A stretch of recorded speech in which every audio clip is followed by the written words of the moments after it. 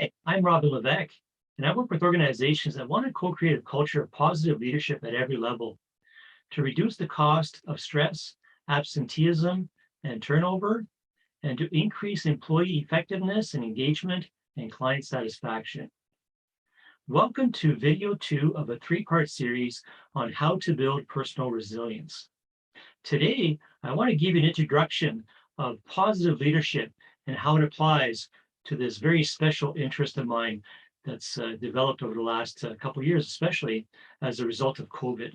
How do we invest in ourselves to build resilience so that we can bounce back even stronger and better in the face of adversity? Yesterday, or in the last video, I talked to you about my perfect storm when everything sort of happened to me at the same time. I lost my job, my marriage, I lost my health, I even lost my dog in the span of about 2 weeks. And any one of those events could have put me in a very, very dark place. But I chose to be resilient, I chose to bounce back, and here I am today to talk to you about that very topic. So the tools and techniques I'm going to share with you today have been in the makings for about 20 years. I've been very interested in leadership, and then that sort of became positive leadership later on. And it started as a personal interest of mine to develop that skill set for myself. I was having this conversation with Mitra, our co-facilitator for this program, that all of us sort of pursue something in an effort to work on ourselves first. So this is the place that I'm coming from today, is to share with you some techniques. So don't let the word leadership scare you. It's leadership with a little L, to lead yourself first. One of the things that I say about positive leadership is that it always starts with me, because me is the only person I can change. I can influence other people, I can influence my organizations, but the true transformation has to happen with me first, that inside work. So as I shared with you last time, this perfect storm that happened about 3 years ago, I already had this toolkit for the most part that I'm going to talk to you about today, which is the Dream Master Key and the Me, We, Us Plus Inside Out Leadership Framework, and some of the tools and techniques including that. But nowhere did I get to exercise those tools more than 3 years ago, when my whole world came crashing down. I could have gone into a very dark place with any one of those events happening individually, but when everything happened at the same time, it was even worse. But I had my toolkit, and that toolkit brought me to about 80% of where I needed to be. And that's why I'm so excited to invite Mitra Mohammadzadeh, into this program. That's the other program that took me the other 28%, the other 20% of the way, is grief recovery. So in this program, we're combining positive leadership with grief recovery and some neuro-linguistic programming as well, to help us all to bounce back from adversity. So one of the things that I'd like you to think about as you're listening to this program, I'd like you to think about a really resilient person that you know. Someone that just seems to bounce back no matter what happens to them in life. They just, come up smiling, bounce back, and quite often they come back even stronger. So just think about that person, and if you want just to take a moment to write it down, that's okay too, but think about that person, and what did he or she say to make you feel like, wow, this is the most resilient person I've ever seen. They bounce back from anything, no matter what happens to them. So you're welcome to pause this video if you like to write that down. And if you're like most people, you probably think that person is very positive to start out with. That person never has a bad thing to say about anyone. Very positive, very upbeat, right? They're alert, they pay attention. They don't interrupt me when I'm talking with them, right? They support me. They give me thanks when it's appropriate, and so on. I think you get the point. Now, I call this a contrast exercise. So also, I want you to think about the least resilient person you know. Someone that kind of brings you down when you're around them. Okay, so you're welcome to write down that person's name. Again, pause the video if you want to jot down some of the things that he or she said to make you feel that way. And if you're like most people, you're probably writing down things. Well, that person was negative, was cynic. Everything was wrong. The whole world was out to get them. The government, the organization, their boss, everything else. Right? They weren't very positive in their feedback to me either. Right? They were trying to drag me down with them. So then you get a contrast between the real positive, resilient person versus that one that is not. Okay, so this program is going to be about building more resilience into our program, into our lives, and how we do that. Some tools and techniques to do that. So here's the Dream Master Key. The Dream Master Key came to me many, many years ago. I think it's about 16 or 17 years ago. I came across this story, and it was Bob Proctor that was sending out these emails on a regular basis.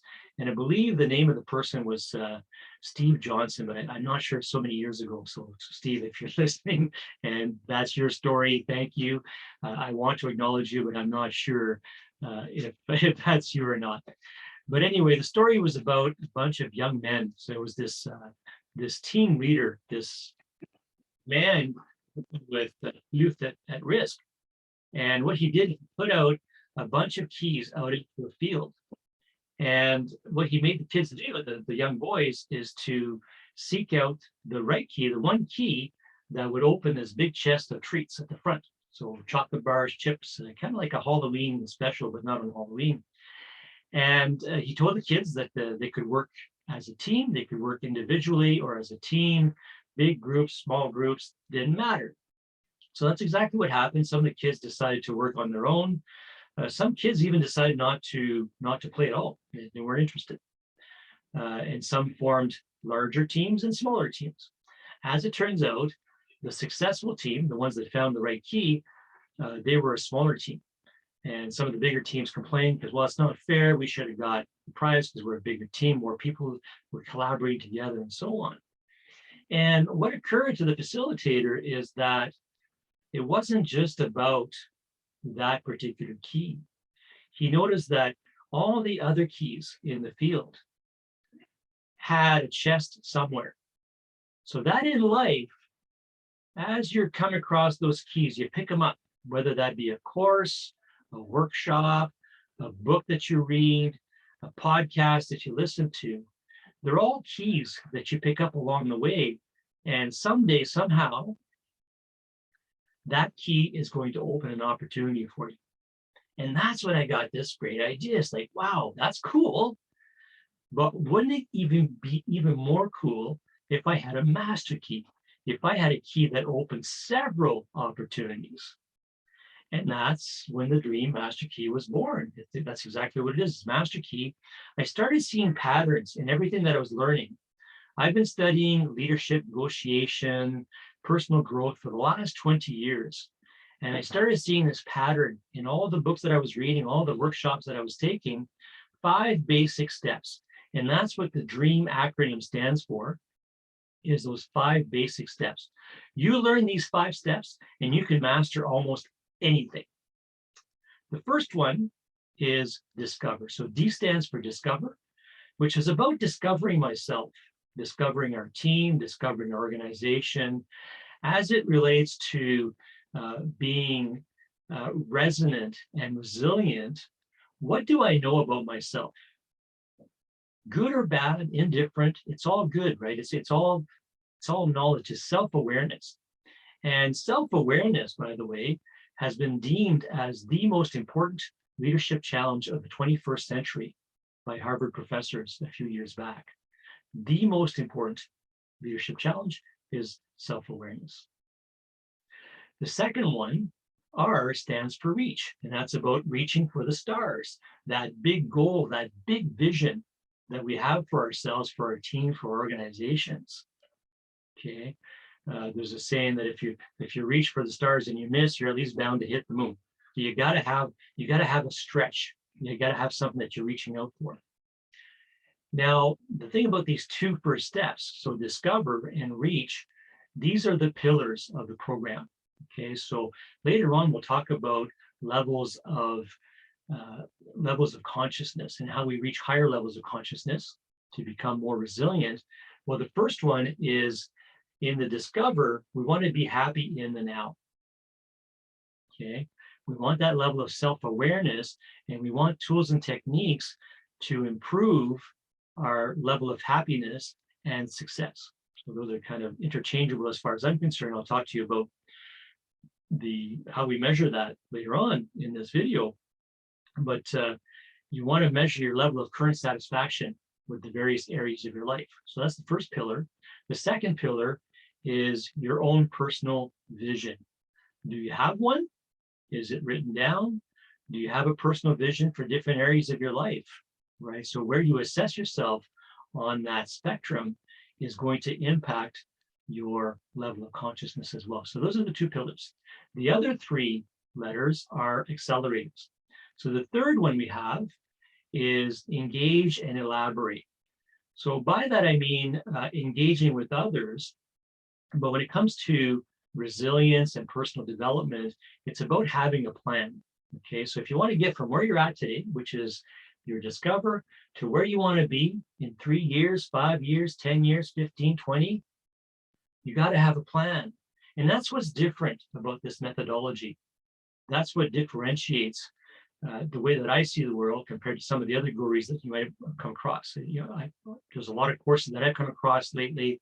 I'm not going to mention any names, but if you've taken those courses, you probably know who I'm talking about.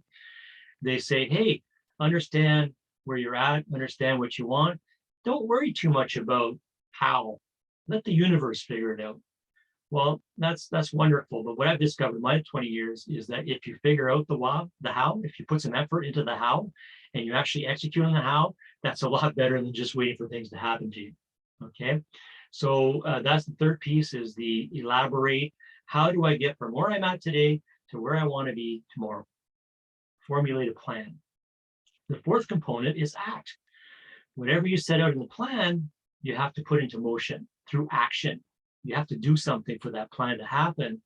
A plan that stays on the shelf is simply wishful thinking. Isn't going to happen. And then finally, we have some metrics for the M, so some measure and motivate. And that's all about having your own personal key performance indicators. For these various areas of my life, how do I know I'm going towards progress rather than going backwards? So that's the Dream Master Key in a nutshell. We're going to deep dive a little bit more into each of these areas and how it relates to becoming a resilient person. So discover is the realm of being. One of the ladies that I've studied under in terms of mindfulness, Patricia Galaxy, says that we are human beings, not human doings. And I like that. So it's a great place to start around this self-awareness is being, is understanding where I'm at in the present. It's about bringing attention and awareness. Okay, so by doing that, we are bringing upon ourselves to see where we're at. It's about respecting the past and to be as much as possible into the present. We also look at strengths, especially when it applies to the workplace. And we look at what I call the me, we, us plus environment framework. Me, we, us plus is an inside out approach to positive leadership. I start with me, personal. Me is the only person I can change. So that's where I need to start. I need to do the inside work first. Then we move on to those that are closest to us. That's the we. So from a personal perspective, that could be your significant other, that could be your friends, and in the work environment, that would be your teams, or even in community groups and so on. So those people closest to us, because that's where we have the most influence in terms of practicing our positive leadership. The third one is the us. So that could be your job, your career, your vocation, and what you call it matters, right? So at various stages of our lives, we do different things to make income, to bring in, to pay the bills and to create wealth. So that's the S. And then finally, we have the plus, which is to look at our communities, to look at the broader world around us, to look at our membership in various communities, our contribution, and also our sense of adventure into what we call this great big planet Earth that we all live on. Here we also look at beliefs and values, and in particular, limiting beliefs. Is there any area in my life right now that's holding me back, and where a limiting belief might be lurking that holding me back?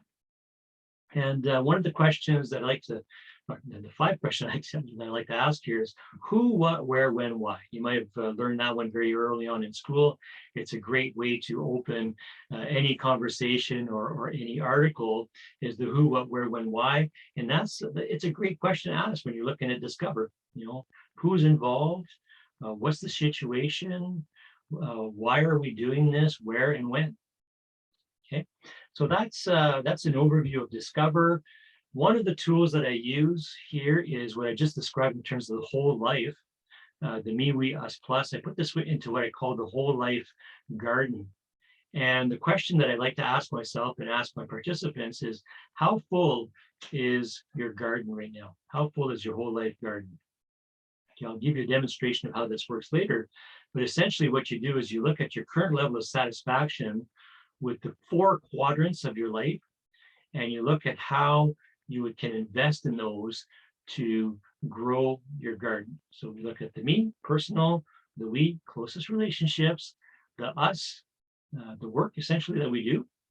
Okay, so that could be our job, career, vocation, business. And then we have the plus, is the broader communities that we're part of, including adventure. This is also related to the inner outer life iceberg. Okay, so you may have heard that we only see part of an iceberg. So we see the top above the water line, which is about 5-10% of the entire iceberg. Everything else resides below the water line, and we don't see it.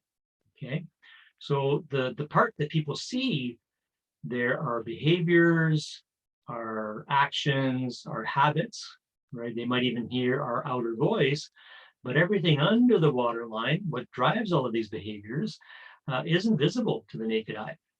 So here we have things like thoughts, emotions, feelings, right? We have our inner voice, so we're talking to ourselves all the time. And even further down below that, even down below, which is quite often subconscious, unconscious, is our values, our beliefs, even our limiting beliefs, like I said, those things that are holding us back. And a lot of those things that we're not consciously aware of were programmed into us at a very young age. Right? 95% of what we've learned and we do on a daily basis, we learn before the age of 7. And some of it we're not even aware of. So that's the inner outer life iceberg. We're going to ask you to consider that when you look at your whole life garden. If there's any kinks in there, is there something in this iceberg that's holding you back? So now we move on to the reach part of the system. So reach, as you recall,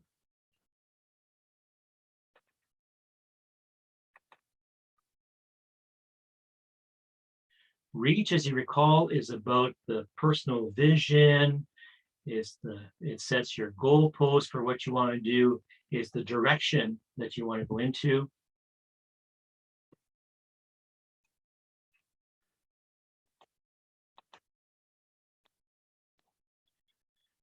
Reach is about seeing. It's about the future, and you want to bring some clarity to that. Here we're looking for bliss and believing.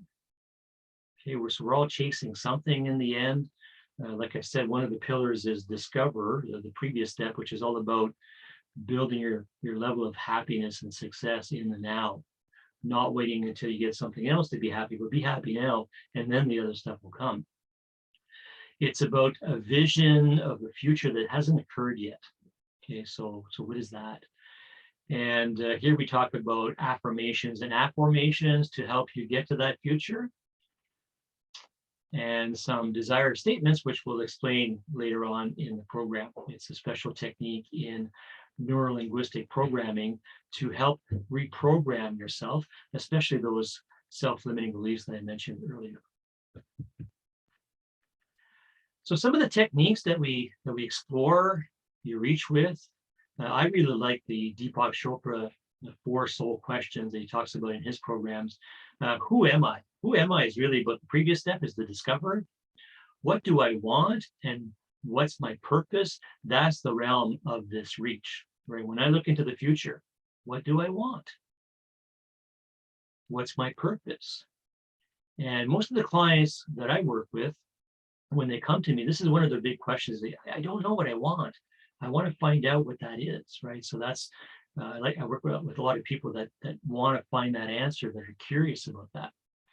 And then what am I grateful for? Well, I think that's another practice that's found in the Discover, is when we appreciate things, when we are grateful for something, we attract more of that into our lives. And that's a very good thing.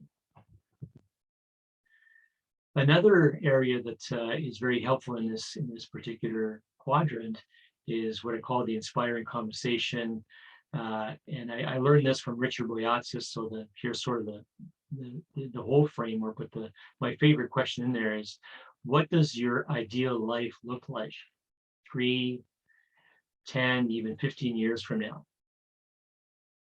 Okay, so when you look into your future, and you want more than what you have right now. And I don't just mean physical possessions, I mean more experiences, more happiness, more fullness, better relationships, and so on. What does that look like? And the reason that 3 years is a really good number to start with is that it's far enough into the future that it hasn't happened yet, but it's not so far that it's entirely fuzzy. Now, I teach a lot of project management, and we talk about the concept of progressive elaboration. The closer you get to your destination, the more you know, the better you can see what that looks like, so that you can measure it, you can resource it, you can estimate time and cost and so on. And that doesn't happen until you get really close to that destination.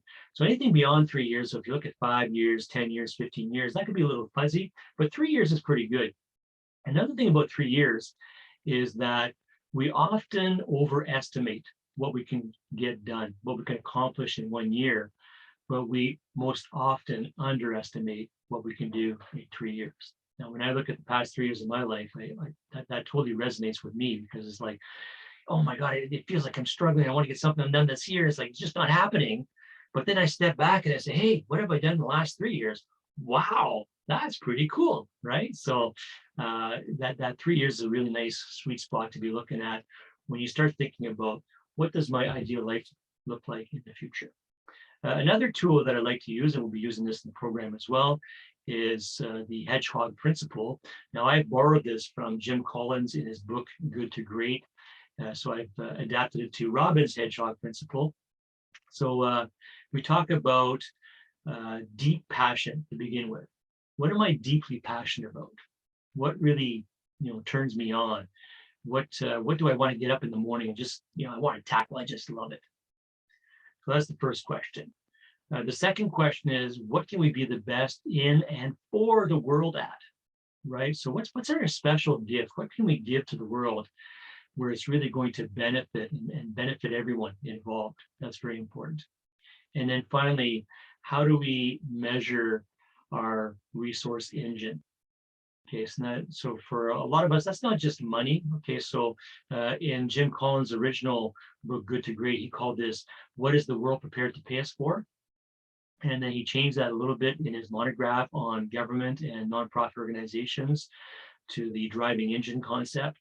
So I like to look at, I've put here sort of people, planet, profit, which is a core belief of mine, that we need to take care of those in that particular order.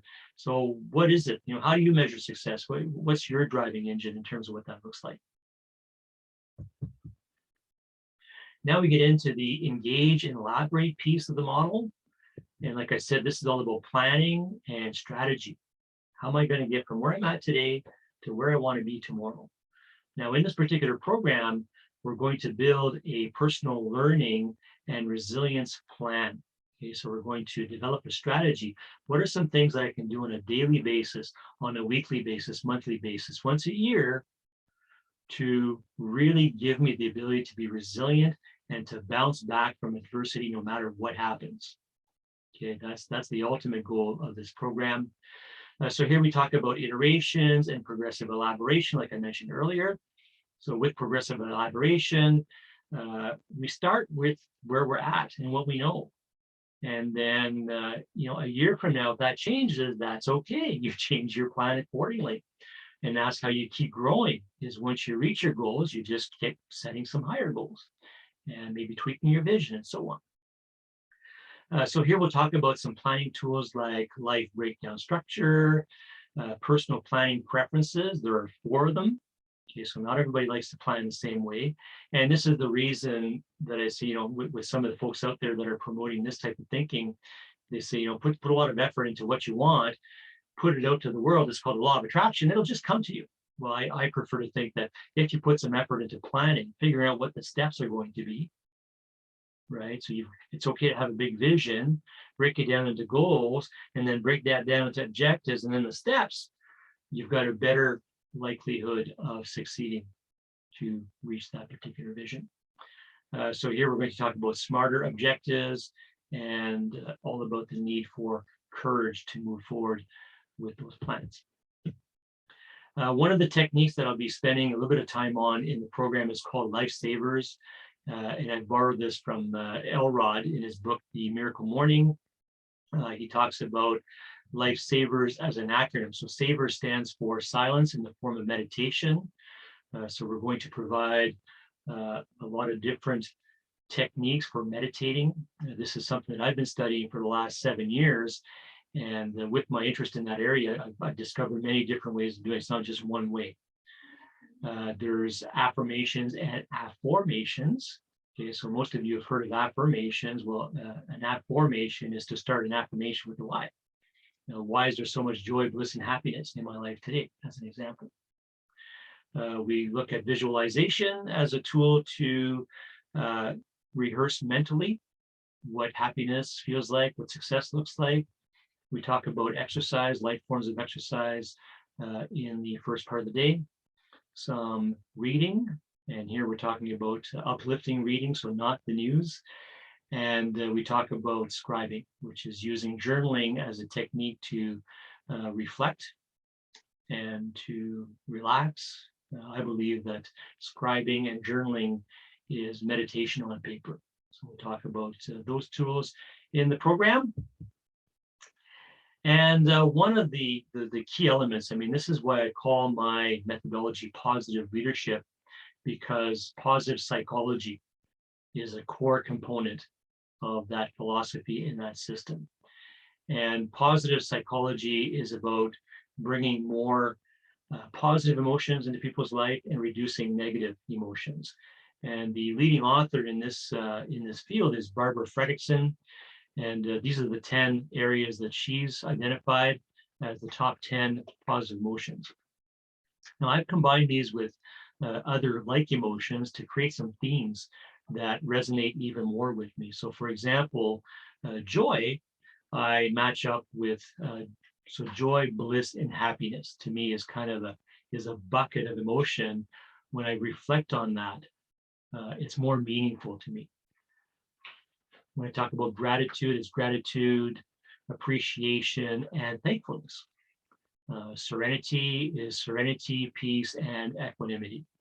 So we're going to cover all 10 of these in more depth in the program. And we're going to talk about ways of generating these emotions at will. Okay, so one of the good things about positive psychology, positive emotions, it's a choice. We can choose to focus on these, to manufacture some of these emotions on a regular basis, on a daily basis. And we'll talk about the need to generate 3 times more positive emotions to every negative emotions to be able to grow and thrive. Now, notice that thrive is in the title of this program, right? Dare to thrive. How to build personal resilience in a world gone nuts. So while we're on that subject, world gone nuts, the reason I chose that title, and I know that Mitra liked it as well. NUTS is an acronym for acute stress. Okay, so NUTS stands for newness of the experience. It's a novelty. It's something we've never experienced before. And if you think of this pandemic situation, you'll sort of see yourself in that. It's like, oh my God, I've never seen anything like this. This is crazy, right? And now it's gone on for almost 2 years, and it just won't go away. And how do we deal with it? What's my response to that? So the newness of it is challenging. The U stands for the uncertainty of the outcome. So we're not quite sure what the outcome is going to be, and everybody's talking about this new normal. And what is that? What is that? We don't know, right? We have a bit of an idea because we've gone into these online platforms, we've gone into these hybrid platforms, and so on. So the uncertainty of the outcome is a challenge. The next one is threat to ego. It's like, oh my God, I can't believe this is happening to me. What did I do to deserve this? Well, we're on the same boat in this particular case, but it's hitting some of us harder than others. I mean, some of the losses that people have had, financial loss, loss of loved ones for some people, loss of freedom to do what they want to do. It just adds up and adds up, right? So we're going to look at that as a component of it. And then finally, there's the S stands for sense of control, or the lack of sense of control. Okay, so I think we all feel like, oh my God, I wish I could do more, but I can't control what's going on. I can't control COVID. I can't control how the government is responding to it. I can't control what businesses have to do as a result of COVID and so on. So I think we're all in this boat that we're feeling a little bit nuts right now, right? So especially when it's gone on for a couple of years. So that's really what this program is about. What are some tools and techniques to help us go from nuts to this too will pass. I can handle this. I have the tools. I have the techniques. I have everything I need to get through this. That's what it's all about. So these were the positive emotions to help us get through acute stress, the nuts factor. And finally, we have the act and the monitor. So this is about doing, measuring, practicing, performing. Okay. So we go from our planning here to actually putting in some timelines and some specific goals, objectives as to when we want to get things done. And this is where the concept of discipline and consistency comes in as well. So this has been one of my challenges over the last, most of my career. Is great at at conceptualizing, coming up with ideas. I love starting, but for me, finishing things is a bit more of a challenge. So it's something that I've had to focus on, to practice on, is how do I include consistency on a daily basis to get these things done. And then let's not forget to celebrate. So the ability to celebrate our success is very important. So I'm going to leave an exercise with you. It's a 4-part exercise. Basically, it's a self-assessment to help you reflect on these concepts that I've talked with you today. So the first one is the whole life garden assessment. I'm going to ask you to look at your own whole life to assess where you're at. If there's any kinks in your wheel, in your whole life garden, I want you to reflect on some potential limiting beliefs that might be at the source of that. Then the third part of the exercise is I'm going to ask you a questionnaire on where you're at right now with your own personal vision. Okay, do you have one? Do you have it written? And have you broken it down into the components of the me, we, us, plus? And it's okay if you have it. That's the whole purpose of this program, is to walk you through the tools and techniques to make that happen. Once you get a score for each one, so you'll have a score for your whole life garden and you'll have a score for your personal vision, I'd like you to map that out on what we call the 5 levels of consciousness. Okay, so if you have a low, okay, so Imagine that this is a scale of 10 on each of the various scales here. So low would be scores below 5 on both the whole life assessment, which is the happiness now, and the personal vision. So low would set you at the level of victim. And that's where most of us start. We're not aware of this information. We're not aware of these tools and techniques. So we tend to be at a low level on both scales. And then we start learning about things. So for me, my progression was from 1 to 2, is from victim to motivated. So I started learning some techniques about visioning, about setting a personal vision, about goal setting, but I was missing the whole sort of more of the self-awareness piece, more of the happiness component. I wasn't doing things like meditation yet, and those affirmations. That shows up in stage 3, and I call that the awakened stage of consciousness. Is now I have I'm more aware of what I'm capable from more of a mental and spiritual perspective. And then we have a high level of each. So high happiness now, high personal vision. We end up in the inspired area. And this is where it gets pretty exciting. There's some pretty cool things that start happening. You start living your life on purpose, on direction, right? It gets easier to say no to opportunities that don't meet your needs. It gets easier to drop off things that aren't serving you well, to stop doing activities that are not your friends anymore. And then there's a level even higher than that. It's called enlightened, and that's the realm of the truly advanced. That very few of us ever reach that level. They talk about the ascended masters are the one that reach this enlightened level. That's maybe like 1% of the population, if they're lucky. So that's kind of the 4 steps. I just want to go back to this particular whole life garden assessment. I'm just going to walk you through mine as an example of what this looks like. Okay, so as I mentioned, it's a me, we, us plus framework. So we start with the me, which is all about your spiritual, mental, and physical health. Now, I did this exercise back in October of last year when I was preparing for a workshop on this very topic with some local First Nations here in British Columbia. And so I populated for myself at the area just to give a bit of a demonstration. It's changed quite a bit right now, but I still want to go back to that particular scenario because it's very descriptive. Recall that I had just gotten separated. My health was deteriorating. My dog passed away, and so on. Right? I lost my job, and so on. So I'm going to start with the me. So I look at my spiritual, mental, physical capacity, and this is all about my personal level of satisfaction. So it's very subjective. Okay, so there's no way to say it otherwise. It's my own judgment. Okay. And so what I look at is my spirituality in this case. I was doing a daily meditation practice. I was meditating twice a day, once in the morning, once at noon, sometimes at night as well. So I gave myself an 8.59 out of 10 on that particular scale. Same thing with mental is I was on fire. I was creating stuff just like I am today. I'm always spending the first while of my day writing down. I write in the morning. So my mind was very active, very sharp, a very good emotional state.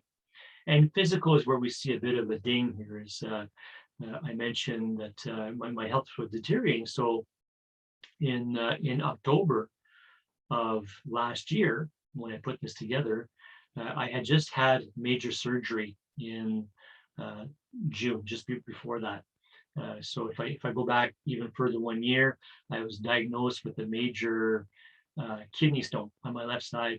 It was so large that they felt they couldn't do the typical surgery, which is breaking up the smaller components, that it would require 6 or 7 surgeries that way. That was more dangerous than going in and removing the entire kidney. So that was the diagnosis. That was the recommendation, is to have surgery to remove my left kidney. And I'm going, oh, whoa. So I had to come to terms with that. And once I did, I decided to be in the best shape possible. I want to show up at my surgery in the best shape possible so that I could recover as fast as I could. So I went on this regular practice of daily exercise and nutrition and so on. And that's exactly what happened. Is I showed up, my blood pressure was perfect, and I was in really, really good physical condition.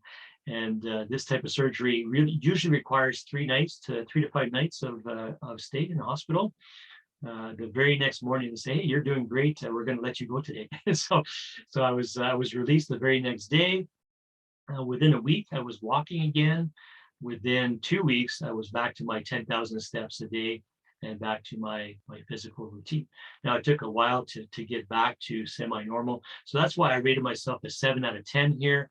I was well on my way to recovery, but I still had some work to do. So today I would rate myself more of an 8, 8.5 because of continuing that type of practice into the future. That's the whole purpose of this evaluation, is see where you're at today and what are some things that I can do to grow my garden. So moving on to the we, I mentioned that I had just gotten separated that year, and I hadn't found a partner yet. So that took a significant ding into my relationship part. That's how I was looking at it, was in terms of my closest relationship with a romantic partner. I've come across people in this program that say, "Hey, well, I'd like to think of that relationship as my relationship with me. I want to have a relationship with me first." And I say, that's totally fine. That's great. It's a great way of looking at it. You have to love yourself first before you can, love others, and others can love you. So I think that's a great approach to it as well. But as I mentioned, I had just taken a serious hit on that particular aspect of my life. So I rate myself a 2 out of 10. And then friendships was pretty strong. That was an 8. And then we moved on to team. That was a 7 because I was just rebuilding my team for my business at the time. So then we move on to the us. As I mentioned, that's about job, career, vocation, and it matters what you call it, right? So most of us, when we start out, we get a job, right? We get a job to pay the bills. We're okay with it. We show up. Maybe we like it, maybe we don't.